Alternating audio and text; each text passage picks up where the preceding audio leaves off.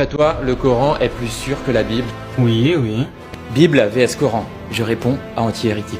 Alors ta vidéo n'est pas toute fausse, mais le problème c'est que tu te bases sur 2 points. Le premier point, c'est que tu dis que Paul n'est pas Dieu et que donc ce qu'il dit n'est pas légitime.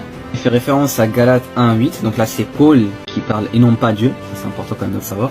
Or, comme le dit la Bible, toute l'écriture est inspirée de Dieu, utile pour enseigner, pour convaincre, pour corriger et pour instruire.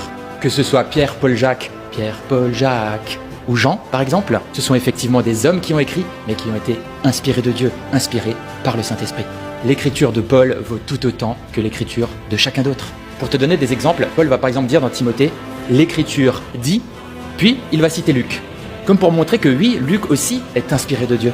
Pierre, quant à lui, va par exemple dire dans 2 Pierre 3, verset 15, « Notre bien-aimé frère Paul vous l'a aussi écrit, conformément à la sagesse qui lui a été donnée. C'est ce qu'il fait dans toutes les lettres où il parle de ces choses. » Pierre confirme aussi l'inspiration divine de Paul. Chacun de ces auteurs sont inspirés de Dieu. Ton deuxième point est de dire que j'ai parlé d'une prophétie qui annonce le Coran. Est-ce que ce verset est une prophétie qui concerne le Coran? Mais pas du tout. À aucun moment, j'ai parlé d'une prophétie. Et c'est là où tu as raison. Paul n'est pas là en train de prophétiser sur ce qui va arriver, mais bien de prévenir le peuple de faire attention aux faux messagers. Le Coran fait-il partie? Évidemment que oui. Sont-ils les seuls? Évidemment que non. Paul est clair, si un autre évangile est annoncé, qu'il soit rejeté. Et tu as raison, l'évangile est annoncé à la base par Jésus, puis repris par ses disciples, puisque c'est le but même des disciples de Christ. Donc tous les disciples rapportent la bonne nouvelle de Jésus-Christ, et cette bonne nouvelle dit quoi? Qu'on est sauvé par le moyen seul de la foi en Jésus-Christ. On accède au paradis par Jésus-Christ. Et donc tous ceux qui annoncent autre chose, qu'ils soient anathèmes, rejetés. Le Coran annonce-t-il un autre moyen d'accéder au paradis que par Jésus-Christ? Eh oui, les témoins de Jéhovah annoncent autre chose, les hindouistes annoncent autre chose, les bouddhistes annoncent autre chose, etc.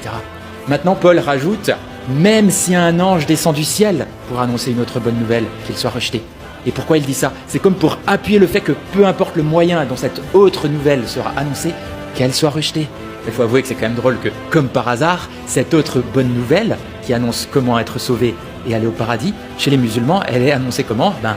Par un ange descendu du ciel. Alors pour moi, non, je suis désolé, mais c'est pas un hasard, même si c'était pas une prophétie donnée par Paul.